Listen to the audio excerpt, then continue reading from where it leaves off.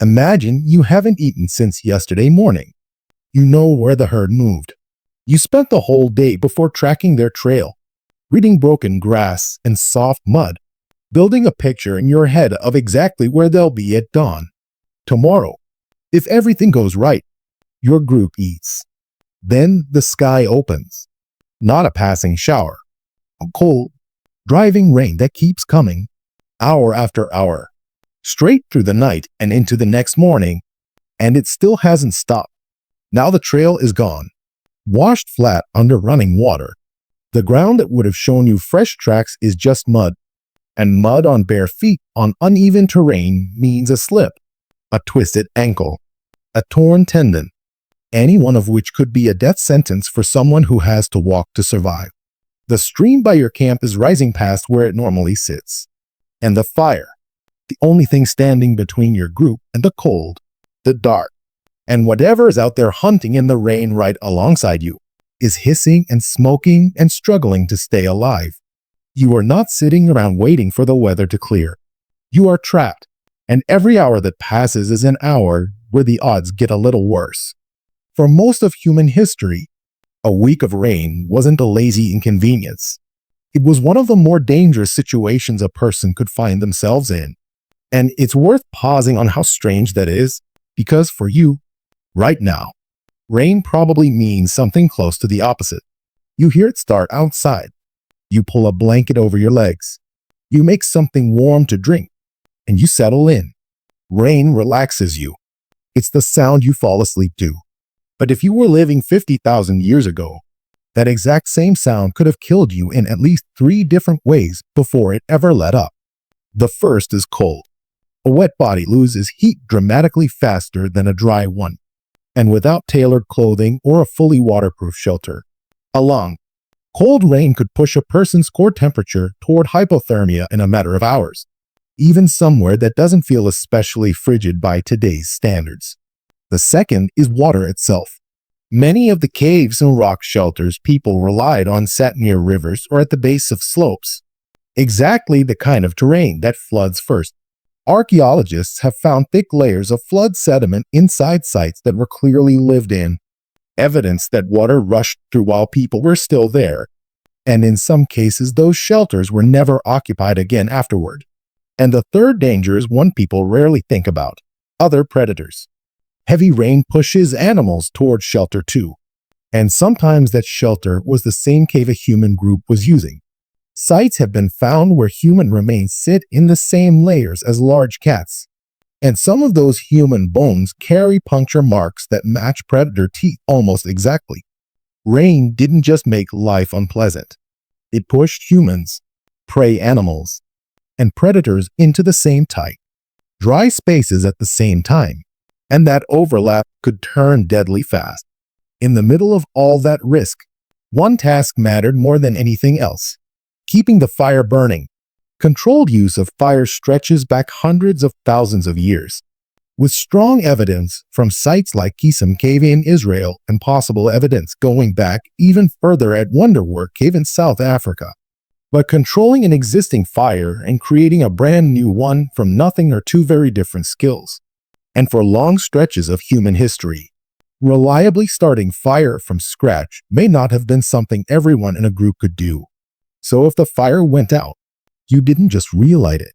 You might have had to carry a coal from somewhere else, wrapped carefully to keep it smoldering, or packed inside dried fungus that could hold an ember for hours.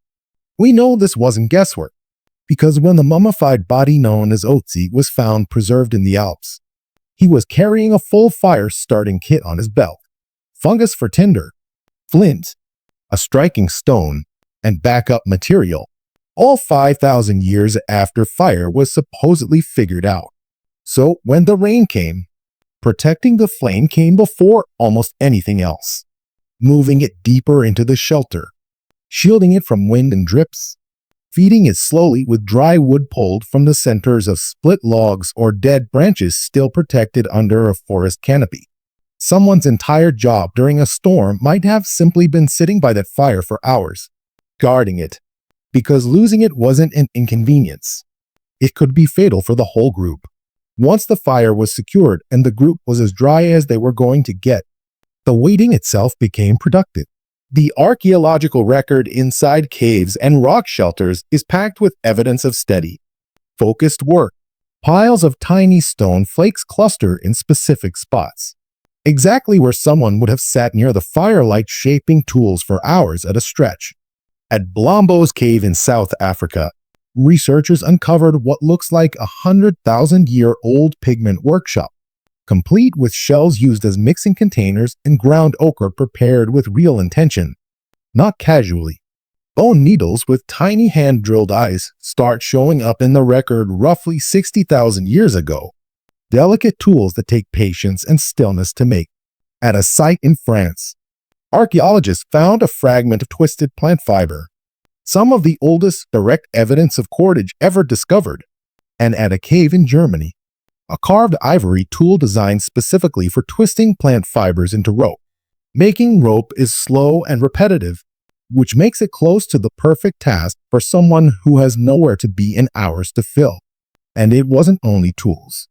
At Ötzi Cave, also in South Africa, archaeologists found layered bedding built from grasses and rushes, topped with leaves from a plant known to repel insects, and periodically burned and replaced to keep it clean. People weren't just enduring these shelters. They were maintaining them, refining them, turning them into something closer to a home. But the most striking use of all that forced stillness wasn't practical at all. It was art.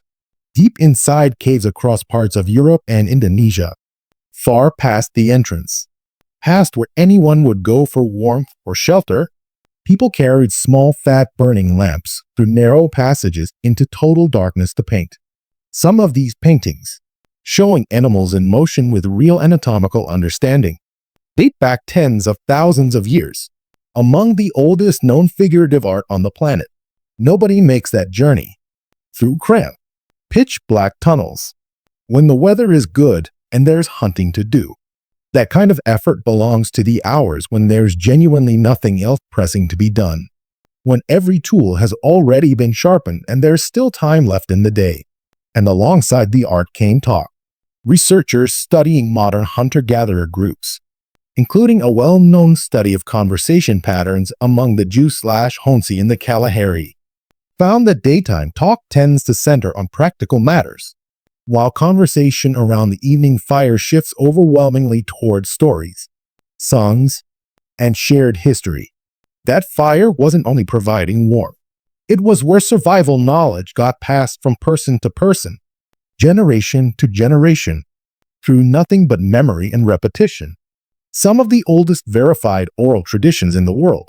Stories from Aboriginal Australian communities describing coastline changes from roughly 7,000 years ago only survive because groups spent enormous stretches of time exactly like this, sitting together, retelling the same stories again and again until they outlasted the people who first told them. And here's the part that flips the whole picture. Rain wasn't only a threat. Once it passed, it often left real advantages behind.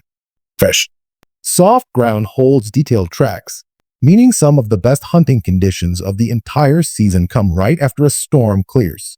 Natural depressions in rock collect clean rainwater, and some show signs of being deliberately carved deeper to hold more of it. Certain plants and fungi flourish after rain. Tubers loosen in wet soil, and in some regions, insects swarm in huge, easy-to-gather numbers. An abundant, low-effort source of protein for anyone who knew to expect it.